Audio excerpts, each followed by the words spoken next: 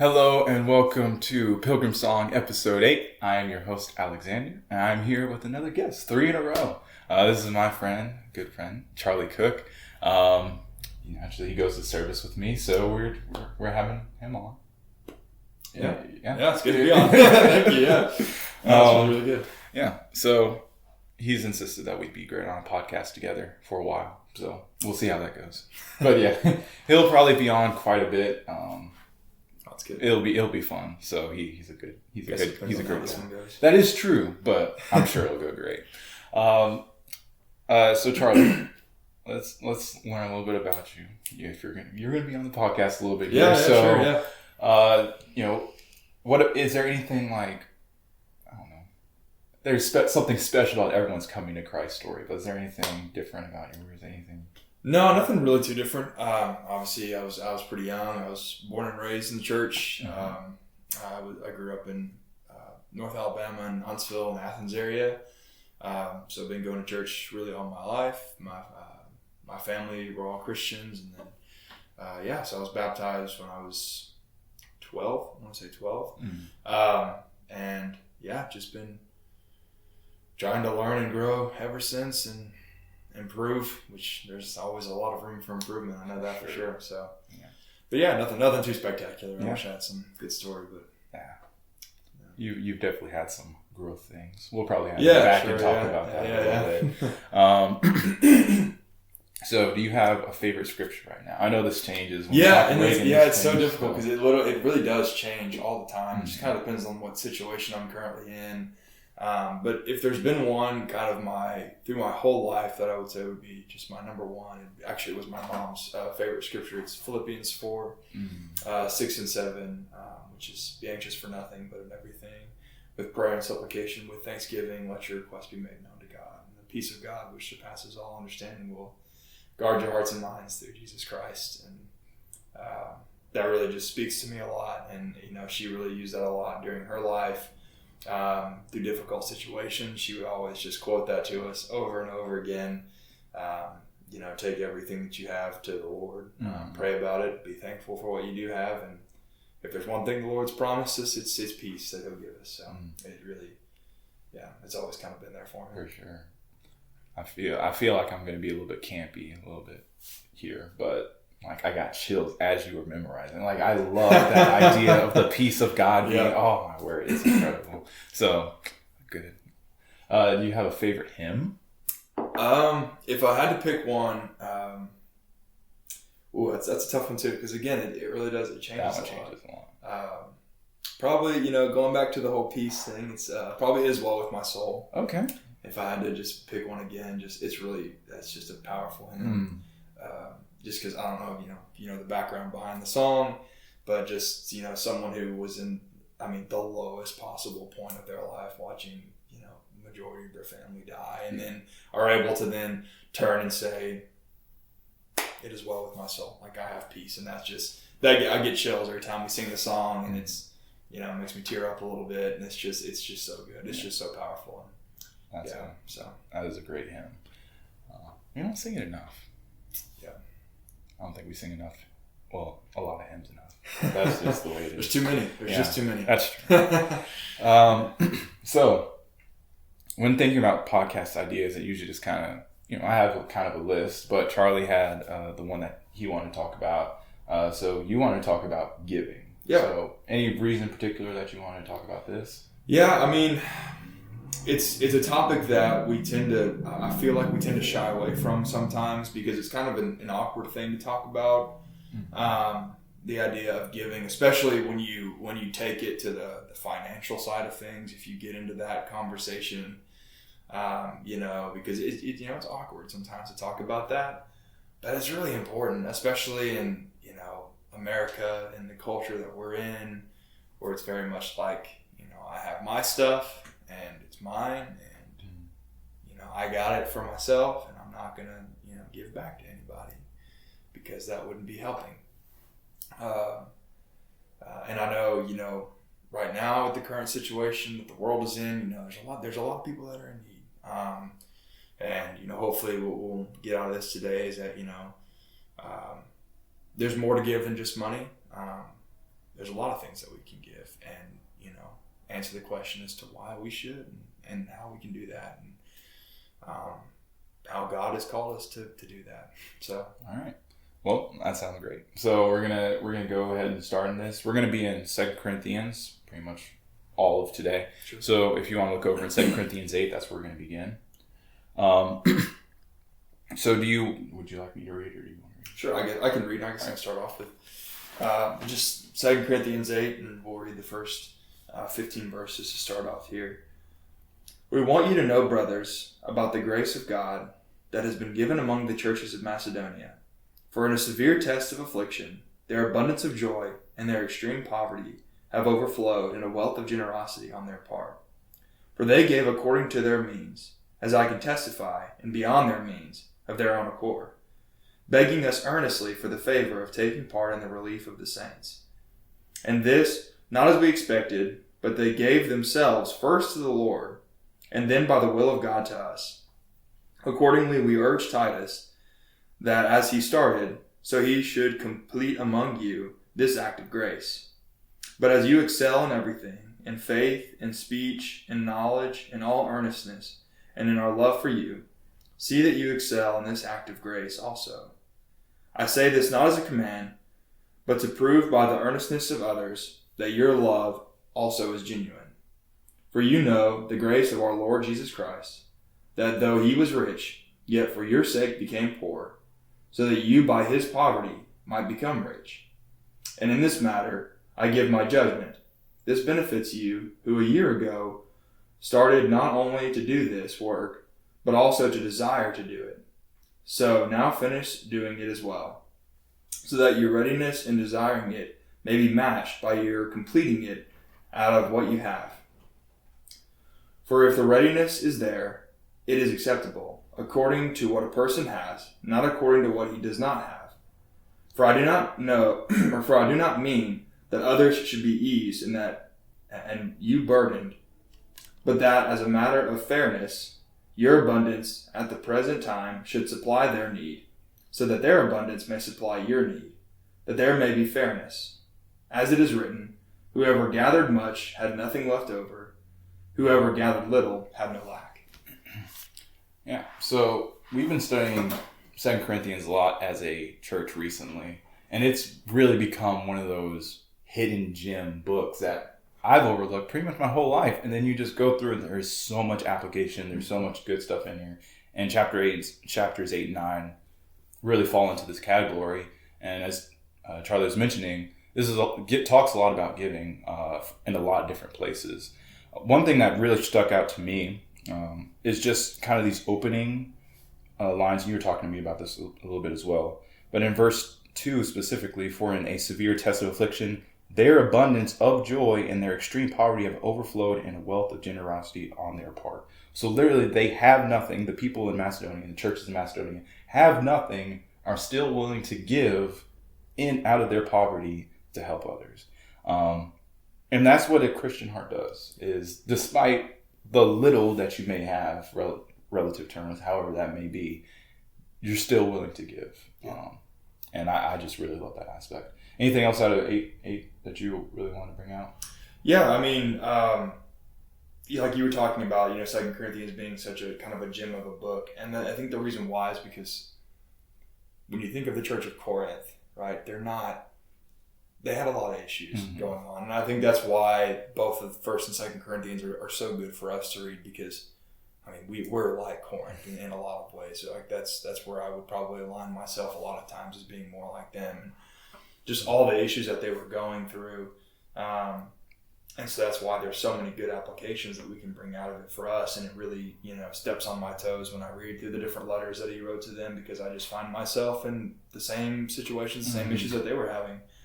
But yeah, I mean, what you see out of this is just this incredible gift that the people of Macedonia, and it was likely that the church at Philippi,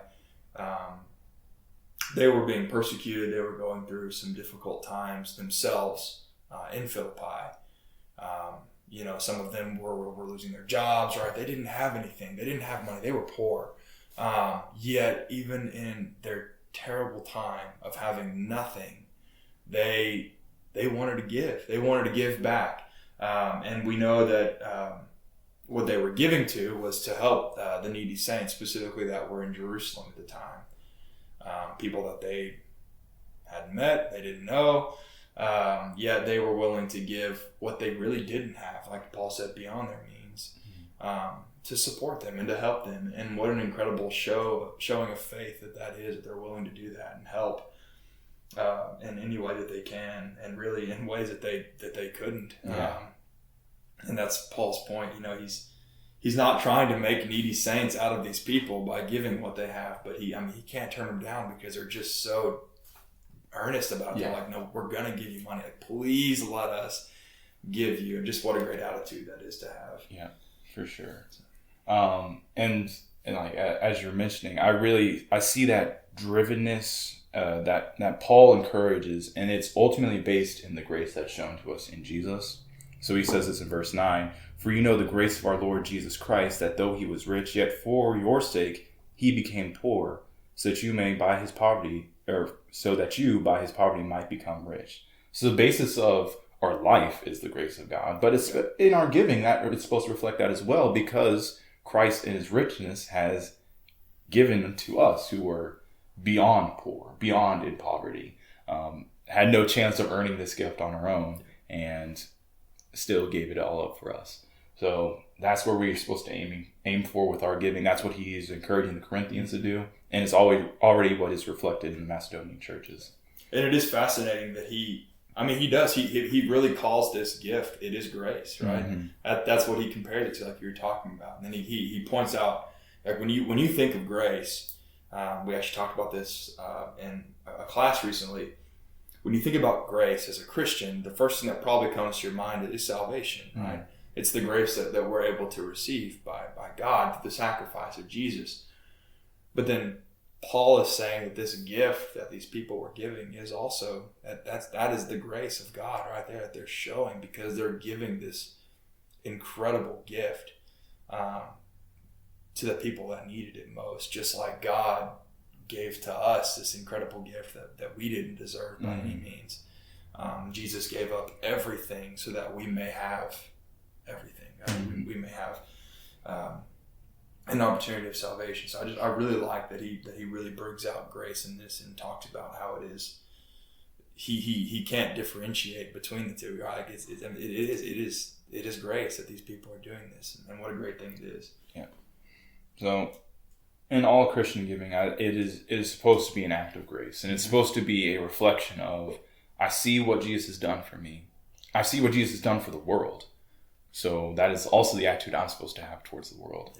Yeah. And particularly towards our brethren and responsibilities we have as a church. So a really good opening passage, very convicting also, because a few times when we're giving money are we thinking, I'm doing what Jesus did. Like that's rarely crosses my mind. I'm sure that's very common. So we have to have, in everything that we do in acts of worship, we're supposed to be reflecting Jesus. So in our giving, we're supposed to reflect that as well. Anything out of 1 through 15 that you want to bring out? No, but I think we really answered the why there. I think with that, it's just to, what our motivation is behind why, we give. Why should we be willing to give?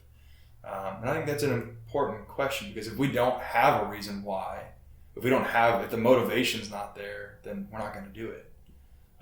Or maybe we'll do it, but it'll just be, habitual. Yeah. We do it because that's what my parents did. Like, it's just out of habit, right? When you're a kid, at least when I was a kid, my parents would give me like a couple of quarters or like a dollar bill or something like that. And the collection plate would come around, and you drop it in, and you feel so cool because like,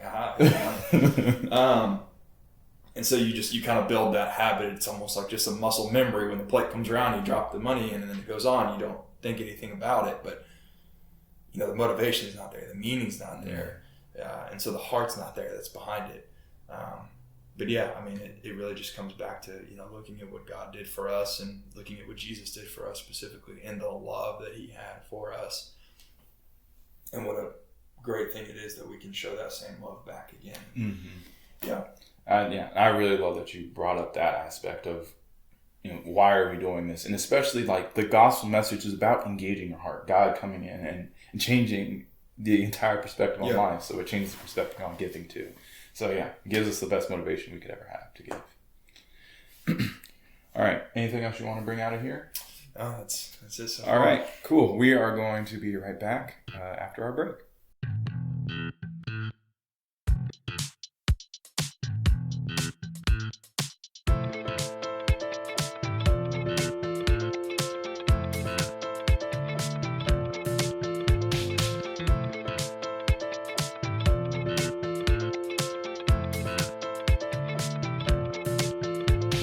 All right, so we are back, and we're going to talk a little bit about, we talked in the last section about why we give with the motivation of Jesus, and now we're going to talk about how we give, because there is more than one way to give, essentially, and that's what we're going to be addressing. So, what are examples you would give about how we give?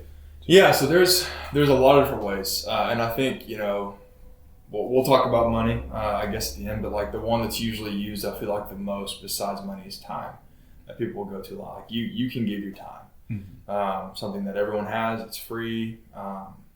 Sadly, most of us don't have enough of it, or at least we don't think that we have enough of it. But that is something that we can give, and that is something that we have examples in Scripture where people did give their time, and that is definitely a good one of them. Whether that be, taking the time to go and visit with somebody, or taking the time to, go and, serve somebody in some way. But yeah, that's something that you can do. You can give your time back to people. I think that's a really important aspect. There's plenty of volunteer opportunities if you look around in your local community to do stuff. I'm sure that if you can help volunteer at a crisis center, I'm sure that's really helpful. We've done some stuff with like Soup Kitchen in our local area, and it's honestly a lot of fun. Yeah. And you get to get out in the community a little bit and serve with your brother, and that's pretty great. I think even like, or at least for me, this is one I think we should do more, is giving blood.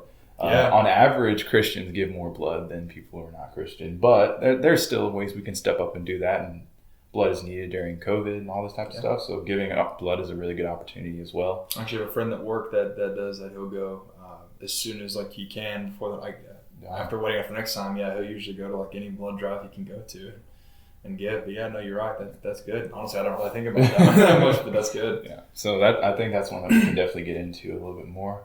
Again, there's plenty of volunteer opportunities for us to do, particularly in the community. But as Charlie was also mentioning, visiting people of your congregation. So that's part of my job. So I'm supposed to do that, and I'm going to try to do it more. But for everybody, you have the opportunity to visit with people. Older people will use your encouragement. Just getting together with younger people, that's also really encouraging. And particularly, I guess with our age and stuff like that, kids kind of look up to us. So as embarrassing as that can be sometimes, it is a little bit our responsibility to help and encourage younger people. Go to the T-ball games, wrestling matches. We have people here that like wrestle. Going and supporting the kids and stuff like that, and going and being there for them, and what encouragement you can be to those people. Visiting it. It's like, we have in James 1, right? When, visit orphans and widows, right? Yeah. It's pretty clear. It's pretty easy. It's a pretty easy statement, right? That there's something that you can do right there. And that's something that we're called to do, is to go and visit those people, and be an encouragement to them. That's something great that you can give. And I mean, you can give, it's like an hour for a lot of these things. You can do an hour. You can have a conversation for an hour. I went to a bowling tournament, and that didn't take very long, and it was fun to watch. Yeah, it's stuff fun. like that. It's a good time. There's ways that we can encourage by just being there. And not being selfish with it. Sure.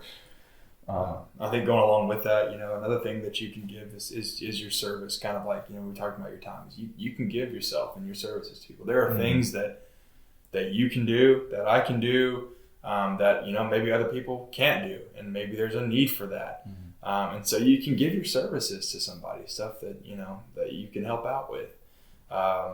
Maybe there's like a work day, at the church building. and they need someone to, do some painting or fix a baseboard or something like that. Maybe you know how to do that because you've done it before, and then you can give your service, right? You can do that. That's just another example of something that you can do, that you can give back. Yeah. Is, skills that you may have. I had a friend here who preached a lesson and talked about it and how much he hated mowing his lawn. And then one of the members came over and mowed his lawn. And that's just he can do it. He's able-bodied enough to do it. But that's just such a kind thing to do. Yeah, and that's really acting on the service aspect. So helping older people with their lawns, that's something you can do. We're recording this on Earth Day. We have a responsibility to do that, so you can go out and pick up. Man's first job. Yes, tending the garden for sure. So go out, pick up some trash. If there's volunteer work in that aspect, you can do that. I don't know if there's Habitat for Humanity in Tuscaloosa, but that's a really good thing to do as well. You're building houses for people who are homeless or have been in crisis situations. Yeah. So lots of ways to help in that way as well. There is, and then there's obviously the elephant in the room, which is the money, right? Yeah. The meaningless paper that has meaning for some reason because someone says it does. But it's powerful. I mean, money at the end of the day, it is powerful. And honestly, it is one of the most powerful ways that we can give is financially. Because there's just so much that can be done with money. I mean, it drives life. I mean, that's welcome to America, right? It's all about money. And it's something that a lot of people have to live. I mean, it's a necessity, right? It's how you get most everything that you have is by paying for it, right? It's the money. And it's awkward. People don't like talking about it. It's, it's not something that, you just casually bring up in conversation every day. It's just money all the time. If you do, then you're going to come across as that greedy person that only talks about money. But it's there and it's important. And it's something that we a lot of times don't do. We don't give, whether, it's because we think that we don't have enough, right? I don't have money, therefore I can't give any. Or we just straight up don't think about it because, it's my money. Yeah. I don't want to give my money. It's mine. I earned it. So therefore I don't need to give it back. And as someone who lives off of contributions, I am very much thankful for what it's done. But even just the production of this podcast, this very nice mic, that was because of the way that people have supported me since I've been here. So that's a blessing in of itself. So when you are supporting, when you are giving a contribution, that is helping people like me to just survive, but also to spend more opportunities to teach in ways like this. But, as Charlie was saying, that unfortunately this is the way that our world works, is that we have it based upon money. And ever since we're off the gold standard, it might as well be useless. Just might as well burn it. But, but yeah, it's the way that the world works. And as we were talking about with this idea of focusing on Jesus, we are supposed to give everything we have to him, honor him in everything. And that's why I'm particularly reminded of Colossians 3, where he talks about in everything we do, we're supposed to honor Jesus. So in our giving, we're supposed to do that as well. The money that we give. And then I think that's why Jesus, we look at this when we talk about paying taxes, but when Jesus says, render unto Caesar the things that are Caesar's, right? The money's not ours. It's not. We don't own it, right? It's the United States government owns it. It's theirs. It's their paper that they have given us. And Jesus' attitude towards it is, give to Caesar what's his. Right? It's meaningless. God doesn't care about money. God, there's no currency in heaven. I think there's no it's a lot of gold, maybe. Yeah, sure.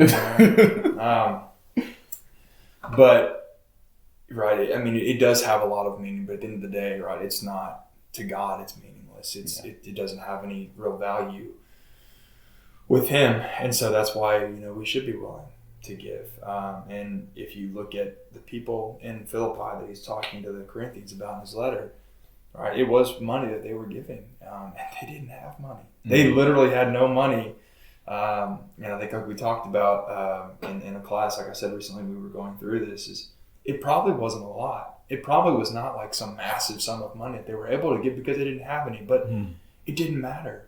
It doesn't matter how much. It was the act of them having nothing, being willing to give. It's like the widow with her 2 mites that Jesus talks about as well. Like, yeah, it wasn't nothing. And yeah, the Pharisees or other people probably looked at her and was like, a couple pennies, like, come on, like, that's nothing. But all she had was a couple of pennies, basically. It's like, what an act of faith that is, right? That gift is more meaningful than a large gift from someone who has a ton of money, right? It's That's one of those, like, really, you learn it as a kid and you just don't see the impact until you're out in the real world. And you have, and even me as a preacher, as a young preacher, I make pretty solid money. I'm like really thankful for that. But just going and seeing, experiencing and the poverty that is in this world and knowing that those who, despite what the situation is, they are able to give, it should really drive us to be better, more cheerful givers. So. And especially right now, like, there is a big financial need. I mean, a lot of people lost their jobs over the last year with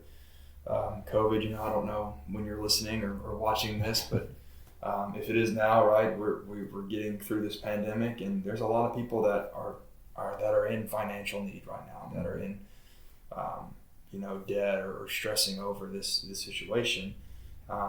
And so this is an opportunity for us to show love to those people, and by giving back, I know that I'm blessed, right? I know that I have money, and I have more than I need. So that's an opportunity for me then to show some love, and to give that back, because I have been blessed, and I know that I have, and that's from the Lord, that He said He's allowed me to be able to have that. And so now I can give it back in some way and to be able to help other people out. And so, it is what it is. Money's important. I mean, I feel like it's an important conversation to have, because I feel like, especially with people our age, right, we're kind of coming out of those young years of when you're excused, I guess, really from giving money when you're a kid, because, you don't have income, right? You're usually living off of someone else's money. Like I said, growing up, your parents or someone will give you a little bit of money to drop in the collection plate to just kind of get you in that mindset and that idea. But at what point are you, where's the point when you start giving on your own, right? Where does that start? Does it start when you're baptized? Does it start, when you're in high school? Does it start when you get your first job? Like, at what point do you say, like, okay, I'm now of the age of where I can start giving like my parents did? Like, where does that begin, right? That's something that no one really ever told me. No one's ever like, all right, Charlie, you just turned 18, you're an adult now, and now you can start giving money. Like, it wasn't that easy. It was just kind of like when I had money and I just thought about it, I was like, wait a second, like, I have money, I should be giving. And so, it's something that I think we should talk about, because if we don't, right, we're just going to grow up never giving, and then where do you start? And I think it's important for, parents or adults who have kids, to talk about, when they give money, whether it's to, the church or to charity or in some ways, talk to your kids about that. Have a conversation with them and be like, hey, listen, like, we're doing this, right? Not because we're better than anybody. Like, it's not because, we just have so much money. No, it's because, right, this is what we're supposed to do, right? We're giving money, and this is why, and this is what it's going to, and this is why it's important, because, our citizenship isn't here on this earth. We're not supposed to lay our treasures, here on earth, where moth and rust destroy, and things like something like money. We're supposed to be laying our treasures up in heaven, looking forward to what's to come. And so this is why we're giving financially. So, kids, when you're my age, or when you grow up and you become an adult, whenever you get a job, whatever, you can start paying it forward too as well and giving back. So. And that's one thing I appreciate. I think I've seen it pretty much at every congregation I worship at, but like the elders will have what the contribution is going to, like, publicly posted, so no one has if you have qualms with it, you can go and talk to them about it. But I really appreciate that, and you have the opportunity to see what the money you're giving to, particularly the congregation, what that's going to. So if you're concerned about that, there is usually the elders provide a way for you to know. Go and have a conversation. If you don't know, just go and talk to them. If they don't want to tell you, then that's maybe another conversation to have. Our elders do a good job of that. So, but those are three pretty general, I mean, there's a lot that fits into that. I mean, even just in the financial one, we talked about giving to your congregation, but also giving to the community in financial ways, like Charlie mentioned, giving to charity and stuff like that. So there's plenty of ways to serve with your time, with the abilities you have, and your money. So yeah. Anything else you wanted to bring up about that? No, I guess it really kind of branches us into our next as to like, well then, okay, so now I know that I'm supposed to. So how much? Yeah. The next fun question. Scary question. Yeah. Because the thing about this is, we as New Testament Christians, we don't have a specified amount, right? Mm-hmm. In some ways, I almost wish that we did, but we don't, right? There's no specific percentage of like, all right, you're supposed to give this much, and it's that easy. Mm-hmm. But it doesn't exist. An interesting statistic that I keep in kind of my mind that I've seen in 2018, there was a study that was done looking at charitable giving and kind of the state of it. And one of the groups they looked at was people identified as Christians. So in the Christian group, how much money were they giving? In 2018, on average, it was 2.5% of their income the Christians gave. Not to specifically the church, but just in general, just they gave 2.5% of what they made, they would give back in some way that they would give. During the Great Depression, arguably one of the most, impoverished times of America, when everyone was in not everyone, but a lot of people were in financial need, it was 3.3%. Mm-hmm. So somehow, during the Great Depression to now, we have actually dropped almost a whole percent of how much people give. And that's interesting. Yeah. Right? And that's really humbling. Yeah, it is. And then when you look at the Old Testament, in Deuteronomy, when they were given, what they were supposed to give, it was a tenth, it was a tithe, right? Tithing, something that maybe you've heard of, maybe you haven't. But in the Old Testament, the Israelites were called to give a tenth. Tithing is what it was called. They had a very specific amount. Everything that they gave a tenth of it back to God. And again, it's one of those things that like, man, I really wish we had. I really, in some ways, I'm like, it would just be easier to solve. It would solve the issue of how much if the Lord just said, all right, if Jesus said you're going to give a tenth, we're just going to keep that going, right? The tithing is a good thing. We're just going to keep that going. But no, actually, Jesus kind of gets on to people for tithing because they kind of took it too far. The Pharisees took it a little bit. They exaggerated a little bit too much, and it became kind of a bad thing. Yeah. And so we don't have this specific amount. But what we do have is examples in the Bible of what people gave. And like in 2 Corinthians 8, like we were talking about, they gave everything, right? Mm-hmm. They didn't have, I know I've said this before, but they gave everything that they have. We have examples of people like Barnabas, who sold all of his land, sold everything that he had, and gave it all to people that were in need. We have, the example again of the widow with her 2 mites, right? She gave everything. Mm-hmm. When Jesus was talking to the rich young ruler, right? What was it he said to him that he was supposed to do, right? He lived his life right. He knew the law. He thought himself to be a very, good, solid, strong believer in God. And yet Jesus' command to him was, all right, you've done well. So the next thing that you should do, sell all that you have, give it to those that are poor, and then come and follow me. And that was a stumbling block for him. Mm-hmm. He couldn't get past it. And then Jesus went, on a rant after that to talk about how difficult it is for a rich person to inherit the kingdom of God. Not that there's anything wrong with being rich. There's nothing wrong with having a lot of money. I don't think that there is. I think that it can present some issues for you. It can become a stumbling block very easily for you, especially in the culture that we live in America. You get kind of greed gets to be involved in that, and then you get this sense of entitlement of like, this is mine. But we have these extreme examples of people that gave up everything. That's how much they were willing to give, was everything, because they realized that they had no need of that, right? People like Barnabas, he didn't have a need for all his land and money because he spent the rest of his days traveling, the world at that time and spreading the gospel, and that was what he was going to do. He didn't need all the land that he had. Mm-hmm. So then, well, let's look at our lives, how much are we supposed to give? So how much is too little is kind of the question. Are you giving enough of money? Are you giving enough of your time? Are you giving enough of your services, right? When I read things like 2 Corinthians 8, it really steps on my toes because I look at myself and I'm like, man, I'm not poor.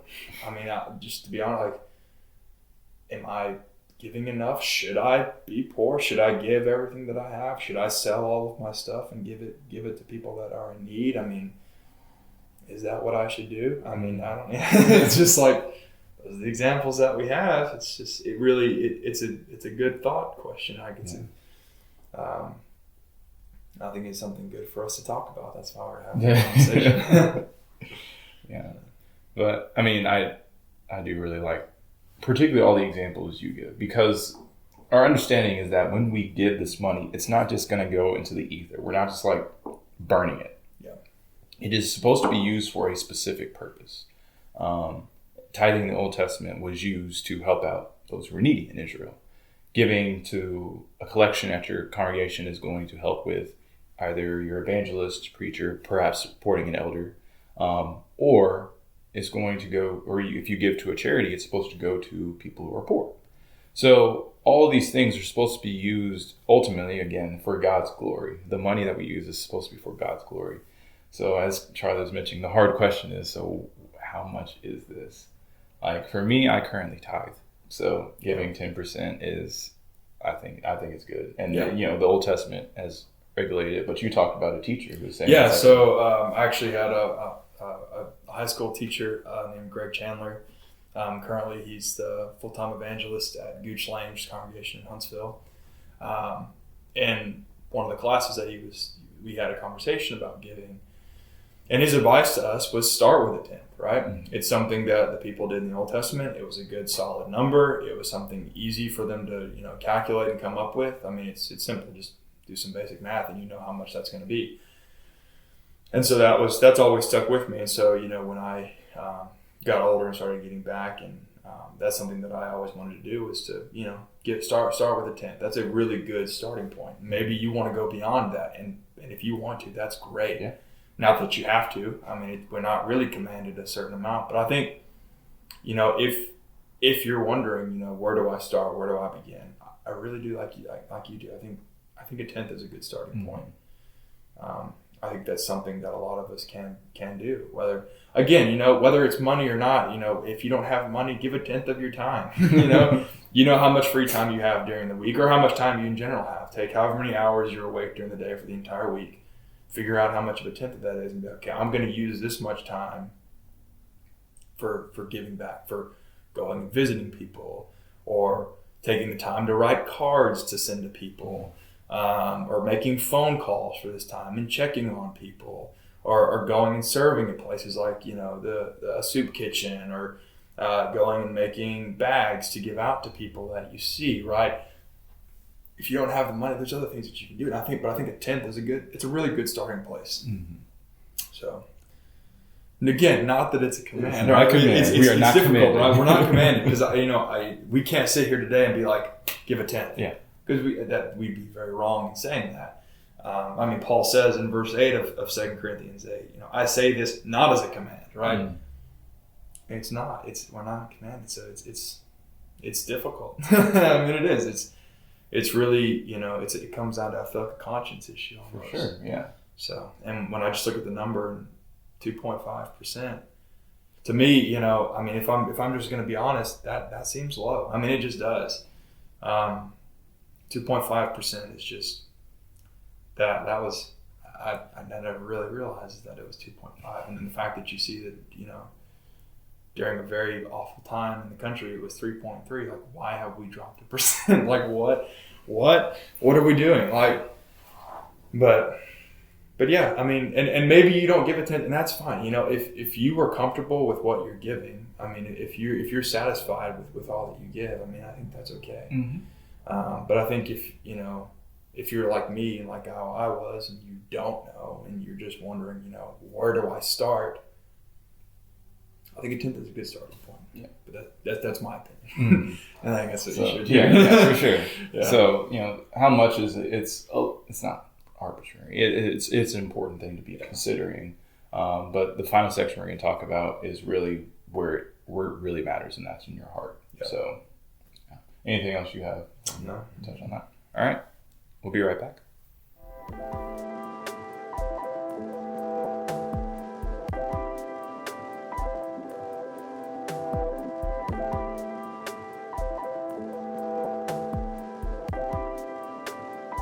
So we are back for our final part, and we're going to start by reading 2 Corinthians chapter 9. It says, starting in verse 1, "Now it is extra for me to write to you about the ministry for the saints. For I know your readiness, of which I boast about you to the people of Macedonia, saying that Achaia has been ready since last year. And your zeal has stirred up most of them. But I am sending the brothers, so that our boasting about you may not prove to be empty in this matter, so that you may be ready, as I said you would be. Otherwise, if some Macedonians come with me and find that you are not ready, you would be humiliated, to say nothing of you for being so confident. So I thought it necessary to urge the brothers to go on ahead of you and arrange in advance for the gift that you have promised, so that it may be ready as a willing gift and not as an exaction. The point is, whoever sows sparingly will also reap sparingly, and whoever sows bountifully, it will also reap bountifully. Each one must give as he has decided in his heart, not reluctantly or under compulsion, for God loves a cheerful giver. And God is able to make all grace abound to you, so that having all sufficiency in all things at all times, you may abound in every good work. As it is written, He has distributed freely, He has given to the poor. His righteousness endures forever. He who supplies seed to the sower and bread for food will supply and multiply your seed for growing and increase the harvest of your righteousness. You will be enriched in every way to be generous in every way, which through us will produce thanksgiving to God. For the ministry of this service is not only supplying the needs of the saints, but is also overflowing in many thanksgivings to God. By their approval of this service, they will glorify God because of your submission that comes from your confession of the gospel of Christ, and the generosity of your contribution for them and for all others, while they long for you and pray for you because of the surpassing grace of God upon you. Thanks be to God for this inexpressible gift." So 2 Corinthians 9, as we read, it has everything to do with your heart.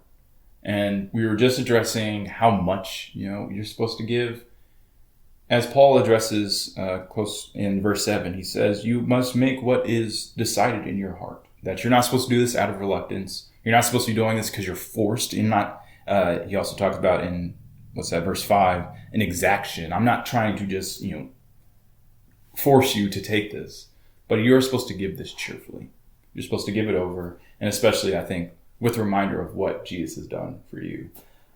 So anything else you want to talk about chapter 9 that you want to emphasize? Yeah, I think we see, first of all, who they were giving to, I guess, in this, right? We see the issue that was kind of happening at the time where you had people that were Christians that were in Jerusalem that were having a rough time. And so Paul is taking up a collection to be able to take to them, to be able to help them. And so, again, that's just kind of a message for us of, the who that we're supposed to give to. Right, obviously, it's, we give to the church. They were taking up a collection within the church, and Paul was taking that. But I think, you can really dive deeper into that as well, because if you really think about who they were giving to, this was a group of Gentiles that were giving their money to a group of Jewish people. Jews and Gentiles, not the bestest of friends. They didn't always, see eye to eye on a lot of things. And so what a great showing of love it is that these Gentiles were willing to give financial support to the Jews who were in need. And then imagine being a Jewish person in Jerusalem and the kind of humbling feeling it is when you find out, I'm in need and I have to accept this from who? Who gave me this money? Are you kidding me? Gentiles? Really? They actually gave money? Wow, that's, man, what great brotherly love that is that they had. I remember reading in a book and someone was saying this is probably the first time in recorded history that one ethnic group gave to another ethnic group not expecting anything in return at all. Wow. Yeah. And I had not thought about that. And it's like, that's how revolutionary this Christian faith was. So that's incredible. It just, it again, and they did it willingly and cheerfully, like Paul, or joyfully, like he talked about. It's just like, again, just makes you really feel bad about yourself, right? Would you be willing to give your money to somebody that, you didn't like, or that you didn't necessarily agree with, or someone that kind of got on your nerves? Or you didn't know. You couldn't stalk them on Facebook. Had no idea who this was. And I think that's why, we find out later that people were actually using this against Paul. Yeah. The false teachers were coming into court and saying, like, first off, Paul, wasn't accepting money from them financially, and so they were being like, hey, who are these Jewish people in need? Like, you don't know where that money's going to. He's just trying to take advantage of you. He's just trying to take your money. But yeah, because they didn't know him. They had never met him before. I mean, David Maxim was talking about in a class, like, you didn't have news media outlets at the time. Like, they didn't know the situation that was going on. All they knew about what was happening was from Paul. And so they were trusting in this man, Paul, who they loved, to give them the truth, and that they knew that their money was actually going to something that was good, something that actually was in need. And it wasn't just Paul, taking the money and running. Like, he wasn't just trying to take advantage of them. And the amount of faith that they had, not only in the Lord, but the faith that they had in Paul. And that it didn't matter if whether or not Paul was telling the truth for them. They gave their money anyway because they trusted that it was going to a good cause. So I guess that's just, again, just what a great showing of faith that is, and what a great love that shows between these brothers and sisters, that they were willing to support each other financially, people that they had never met before. That's incredible. Yeah.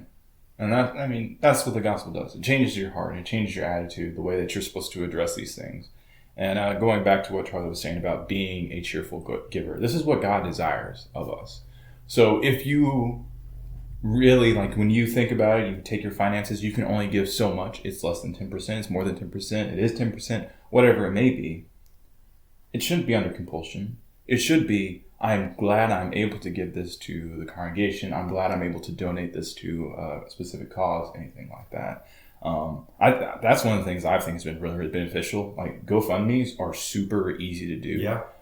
You can give anonymously, which I think is, I highly recommend that. So it's super easy to give in that way. And there's just plenty of opportunities we've talked about. And when you give with the right attitude, that's what God desires. Yeah. And I'm glad you mentioned the GoFundMe, because something that, again, as Christians, we can kind of fall into is, I don't give to charity, I give to the church, right? That's who I'm supposed to give to, and that's it, right? That's where all the giving goes to, is specifically to the church. But we don't necessarily see that, especially not in Jesus' teachings, right? When we read stories like the Good Samaritan, those weren't brothers in Christ. They weren't Christians together. That was somebody that, would have been seen as kind of the enemy here, like he's a Samaritan, like, oh, gross. Like, who wants to take help from a Samaritan? Just like these Jews would be looking at Gentiles saying, like, gross, are you kidding me? Like, Gentiles, really?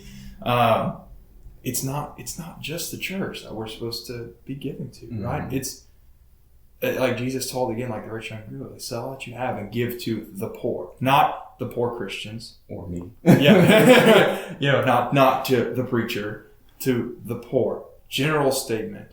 I think that's something that, I hear a lot of Christians saying, and that, I've, been guilty of thinking that at times too, where, like, I should only give to other Christians because otherwise, right, you don't know where that money's going to, right? You should only be willing to give as long as it's to a brother in Christ, not to just some random person. And we'll talk about that, I think, a little bit when we get into kind of some more application, but it goes so much further than just Christians, right? We're supposed to be giving to anybody that's in need. And again, it's the culture that we live in here. It's the country that we live in, where we are just so wrapped up in money and getting money and having money, because money is power, and power is a good thing, and that's what everybody wants. You work hard, you get that paycheck, and that is your paycheck. That is your money that you've earned. Like, I'll give back to the church. Okay, sure. Because, Paul said, you take up a collection, but I'm not going to just give to some random, like, poor person, right? They don't deserve my, like, come on. Like, it's, yeah. I think I've thought about this a lot too, that, like, I think grace, that's possibly why grace is so hard for us to understand in America, is this idea that everything I do is something I'm working for. And if someone doesn't earn this or they haven't worked for it, they don't deserve it. Yeah. And the hard part about grace is that you don't deserve it. And you will never work hard enough or do anything to deserve it. And verse 9 specifically, Paul references, and he says, he has distributed freely, he has given to the poor. His righteousness endures forever. That is God talking about us. We are the poor, and he has given freely, and we are called on to do the same thing in this passage, to give freely, but also to give with this charitable, cheerful, joyful heart. Yeah. Jesus didn't offer a sacrifice just to the Jews, Yeah. just to the followers of God. He gave it to everybody, the whole world. I mean, that's why we're able to sit here today and be having this conversation because of that. Like, but yeah. But again, it really, just comes back to the attitude. And that's, I think, what really Paul's driving home in the chapter. Yeah. And then he concludes and he's talking a little bit about, like, the faith that because, taking a tenth out of your income to give to a congregation or give to, that is money. That is something you could be using to help you or help your family, yourself. Yeah. But he talks about that is ultimately the conclusion of this is that God will provide for the needs. So I don't think it's necessarily miraculous that God's just going to start, like, throwing 20s, making them manifest for you or anything like that. But I think we learn to live with less. Yeah. We learn to live with God being our true sufficiency. Yeah. And that's why I think it's important to fast as well. Yeah. So you learn to trust in God. And so that's at least what I'm kind of getting out of the last couple of verses. And you have the safety net of knowing too, like, there's someone that can help you, right? If the people in Macedonia who didn't have anything, they gave all they had and suddenly they became the ones in need, right? All those Jewish people that they've now given their money to, right? If they get out of their situation they're now okay again and financially stable, they're going to be willing to give their money back to them, right? We, as a community, as the church, right? We have a safety net of other people, right?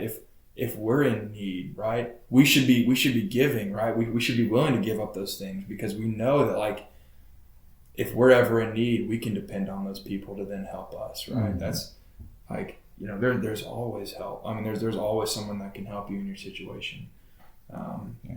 So, cheesy application, but, like, you watch Falcon and Winter Soldier, right? Oh, yeah. So, like, spoilers for episode 5 if you haven't watched it yet, but, they're trying to keep this boat from their family, and they go in and cash in all their favors with the people in town, and everybody comes, and it's like, that was the heart of their parents, of Sam and Sarah's parents, they were willing to come back and give, and that's what we have in the church, like, times infinity, because... Or it should be. It should be that way. Right? That's what we were testing. So, but I just love that idea of when you give of yourself, ultimately God is going to provide for you, and then the church is supposed to come back and provide for you in this way, and it's just going to be this awesome ecosystem if we give as we're supposed to. And again, it's not just money, right? We talk about money a lot, but it isn't like David Maxim was talking about it. I think he said his grandparents had a small 800 square foot house, this tiny little home, yet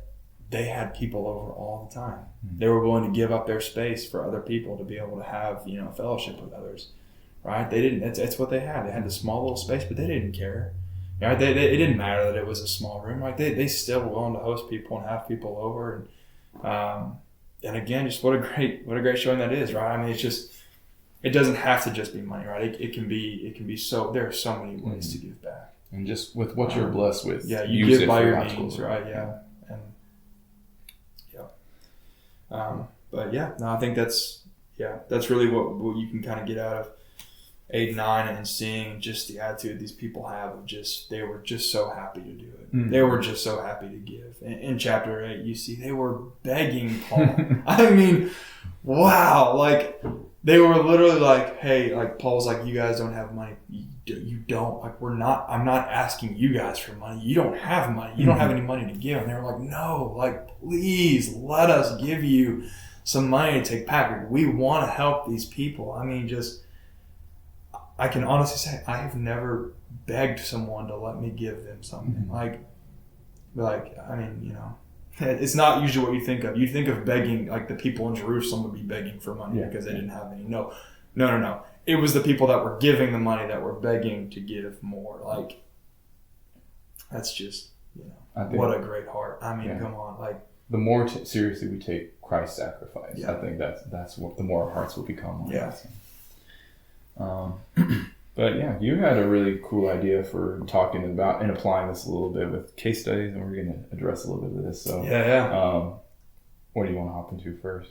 Yeah, so I like the idea of case studies. I know that you do too, because I think it helps us, you know, make a real connection of what we learned. You know, we can talk about application all day long, but if we actually go through a legit scenario, maybe you're presented with that thing and you can handle it, you know, differently than maybe you would have before. So I guess I'll just start with this one. It's probably one that everyone has had happen to them. If it hasn't happened to you, it probably will at some point. It's a pretty common thing. Where let's say you're pumping gas at the gas station, or, you know, you're just out and about in town, and some random person just walks up to you out of nowhere, and they say, you know, hey, I'm struggling right now. You know, I've got, you know, kids in the car. You know, I'm out of gas. I'm trying to get somewhere. I'm trying to get to the next town over. Like, you know, I need some money. Like, can you give me some money? Like, you know, I need some help. What do you do? What do you do when that happens? When that person walks up to you, right? Maybe they look very different than you. You know, what do you do? How do you handle that situation? I think there's a lot of ways that people handle that situation. There's the wrong way. I think definitely. And there's a lot of right answers, but there's definitely some wrong answers in that too. I think the first would be, you know, first off, you see that person coming, let me duck and avoid, right? You usually know when the person's going to come up to you, and you know what they're going to be asking. Sometimes you see them asking the person next to you, you know, they're going to walk to you next. Do you avoid that person, right? Do you shy away from it? Do you, get in your car and drive off, or put your head down and just try to hide and be like, oh man, I don't know, I get solicited right now, like, or do you open yourself up to have the conversation? Then there's the other alternative, which is, let's say maybe you have some cash, you have some money, you tell them you don't have any, right? Do you lie in the situation? To be honest, I've been there, right? When I, didn't want to give anything to that person, like, oh, I'm sorry, I don't really carry any cash with me. Like, it's unfortunate. Throw yourself under the bus. I'll throw myself under the bus too. Like, there was one time I was driving, there's a guy on the side of the road, and he was smoking, but he also had his kids with him. So I saw he had kids with him, and they probably needed money, but I was so disgusted that he was smoking. I was like, I'm not going to give him this money because you're going to use it to pay for smokes. So we've been there. It's just like, or you use that as a good opportunity to give, right? I think you should. I think if you can, right, if you have the ability to, I think you should give that person help. Because you brought up another really good point that can kind of build on this study, which is, what are that person's intentions with the money that people oftentimes will like to dive into as a justification for not giving. Is usually how it's used is, I don't know what that person's going to use it for. Am I enabling that person to, go buy drugs or alcohol or do something bad? Like, am I enabling that person by giving them money, right? Am I going to be judged for that? Will the Lord look at me and say, you gave that person money that he wouldn't spend on drugs, therefore you're the one that's in that situation. And I hear that a lot. It happens a lot. And maybe, you don't do that. And maybe you've never known of anybody that does, but man, I sure do. Yeah. and I know that I've been in that situation too, where, maybe the person smells like alcohol. Maybe they do. But is that something that you're going to be judged for? If you give that person money and they go and spend it on something that's not good, or, are you going to be judged for that? I don't believe you are. No, yeah. Especially if the intention of your heart, as we just talked about, your intention is, I want to be cheerful. I've seen what God's given to me. I'm going to give it to others. He's not going to hold that against you. And I agree 100%. That's not something that you can't be judged for that, because You're not the one that's spending the money on that. Yeah. You're not told to analyze what that person's going to do with it. It doesn't matter. The people of Macedonia didn't know what the Jewish people were going to spend it on. I mean, at the end of the day, like it was, when they gave their money to that person to then use however they wanted. Just like when you get your paycheck, you have the right to then spend it however you want. Like, that's on that person. It's not on you. So shying away from giving them money because you're afraid of what they're going to do with it, that's just an excuse for you not to give. I mean, that's just... Like, just imagine the picture of Jesus, like, I know that I'm going to give them this gift, and it's going to be great. It's the best thing that'll ever happen to them. But I know a lot of them are going to abuse it. A lot of them aren't going to listen, all this other type of stuff, and just use that as a justification to not give himself for us. Yeah. We don't have an excuse. But Alexander, I mean, again, hey, like, if I give this person money, right, I'm just teaching them that they can live off of me and my money, that they don't need to work, right? That that they can just live off of free handouts. You're living off of God's free handout. Right? So I don't believe that. I'm just saying that as an example. I mean, because again, this is stuff that I've heard, and this is stuff that I myself have been guilty of believing of, like, right, if you give a man a fish, you feed him for a day. If you teach a man a fish, you feed him for a lifetime, right? If I give this person $1, I'm just teaching him, like, I'm feeding him for that day, and I'm teaching him that he can go around and just ask people for money his whole life or her whole life and never actually have to work, never actually have to get a job, never actually have to do anything with themselves. By not giving them money, by not giving them help and support, I am teaching them a valuable lesson. But, they need to go out and work for themselves. They need to pull themselves up by their bootstraps, just like, I had to do, work hard for a living, because it's easy to get a job. Anybody can get a job, right? I mean, again, goes back to just the society that we're in and the way that we've been trained to live. And I think a lot of it comes from, the way that we treat money oftentimes comes from the way that our parents did. And I think a lot of it kind of goes back to that time when a lot of, especially our grandparents and great-grandparents would have lived through the Great Depression, a time when it was like, you don't have anything to give. You got to hoard all your stuff because if not, you're going to die. And I think that idea has kind of passed down, through generations of, I don't have anything to give, therefore I'm not going to. It's my money. I earned this. I worked hard for this, therefore they don't deserve it because they didn't work hard for it.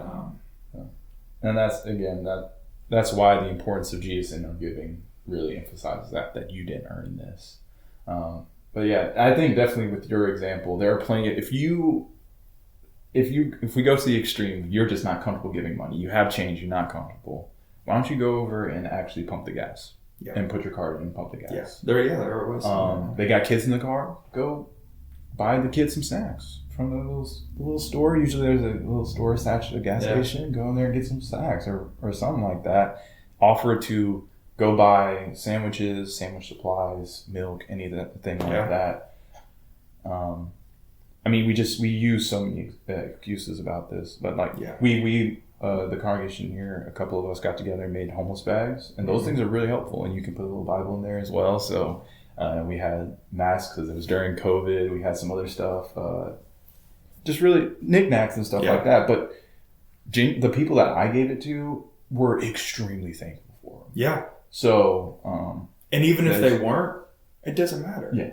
It's not about what you don't give because you want to see, their reaction, right? Because you want to feel better about yourself by watching them, light up and smile. It does make you feel good, right? There is an aspect of it feels good to help somebody out, or at least it should. Yeah. But that's not why. I mean, even if they took that and said, I don't want this, this is trash. What am I supposed to do with it? It doesn't matter. Yeah.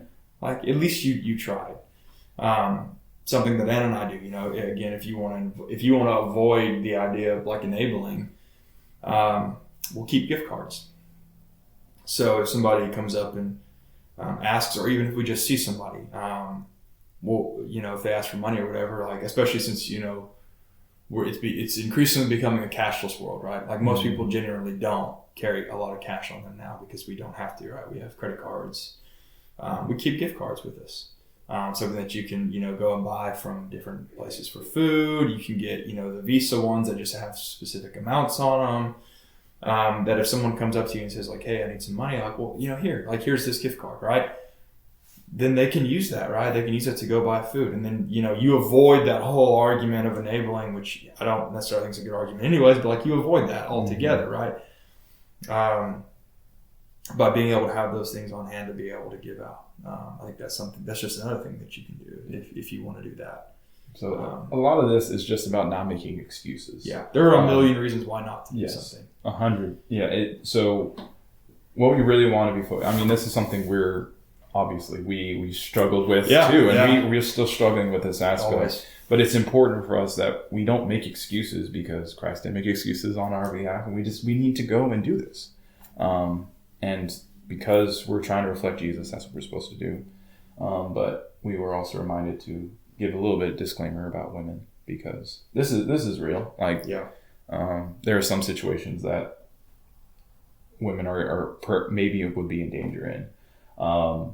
So we want to give the advice that, particularly if you're alone, you can come back to the area with someone don't go into these places alone. That's what we definitely advise. But we definitely understand the uncomfortability, and we don't want you to get hurt. But make it a point to come back to this area and say, bring your boyfriend, husband, whatever, and that thing. So do not put yourself in that type of danger. We do not want to encourage that. But it's a dangerous world. At the same time, we're I almost said we're called to live dangerously. But there is a risk in everything that we do as Christians. There is a risk that if I give of myself, someone will not care. I'll go mow someone's lawn. I'll give time, and they won't say thank you. They won't help me out. Maybe even that someone just completely fails me after I've helped them out.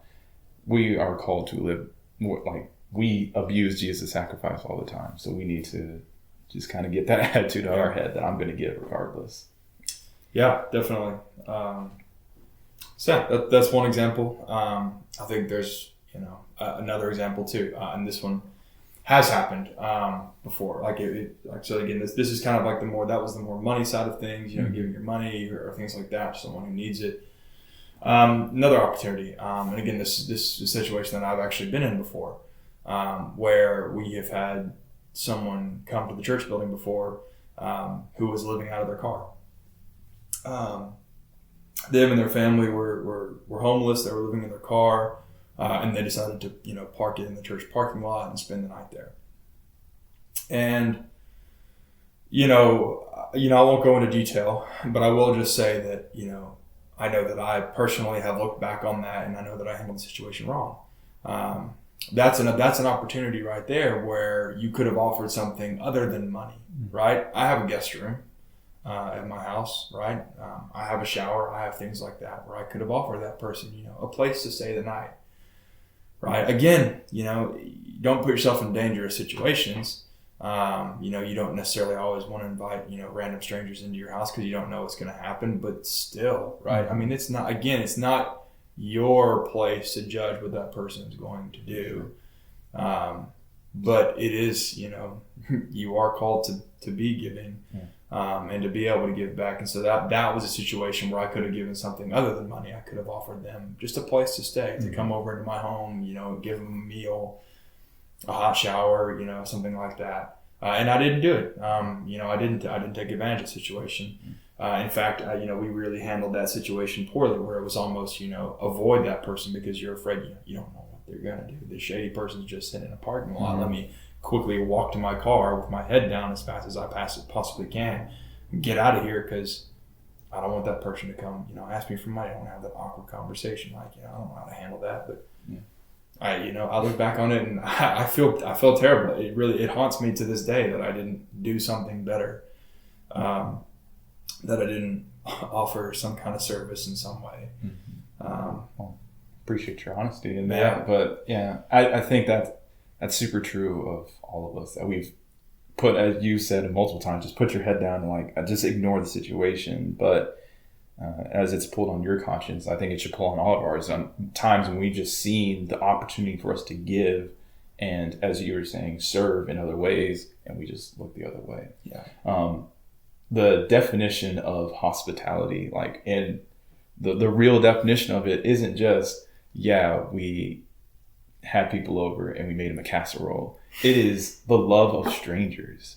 So when we see people who we don't know, but they're in need and struggling, to show true hospitality, to truly give and to serve, is to help them in the ways that we can, and it offer what we have, basically. So it's a hard thing. Like we're not trying to just sit here and bash you and act like this is just super easy and we've got it all figured out. We are by no means perfect. No. By no means, not even close. But the call of Jesus, it calls us higher continually. We cannot just sit where we are and be stagnant. Let's say. So. And it's easy to sit here and have these conversations. Yeah. It's easy to just, to be like, you should give more. It's easy to give when the collection plate comes around at church. Mm-hmm. Or, right now during COVID, we have it in the back, but like, it's easy to give in church, right? It's these situations when you're out and about and, where you have to get out of your comfort zone, where it's not just the habit that you do every week. It's, this is where we have a chance to let our lights, truly shine and to show true love like Jesus did for us. And so, it's just, this, like I said, it's easy for us to sit here and talk about it, but it's another thing for us to actually go out and do it. It's difficult. It's tough. It's awkward. But yeah. So it's important for us to do. And I think part of that also, when you were speaking about this, the idea that we can also, when we do this, we have the opportunity to shine the light of Jesus, and that means we can bring them the gospel. So money can only do so much. And if we don't bring people to an understanding of Jesus and who he is and to repentance, then they're going to be ultimately lost. Yeah. But we'll never get the chance if we just sit there and be like, well, they're going to use us on alcohol. They're just going to abuse it. Because the reality is they've already had that reaction probably 1 million times that day. So maybe you being the first person to show up and show them that kind of mercy and sympathy, asking their name, asking their story a little bit, that could provide a real opportunity. And literally just giving your time to have a conversation. You don't even have to give them money. Just going up and saying hello. Like you just said, that's a really good point. There's a lot of ways to give. There is. I'm really glad that Charlie brought up this topic for us to talk about. Yeah.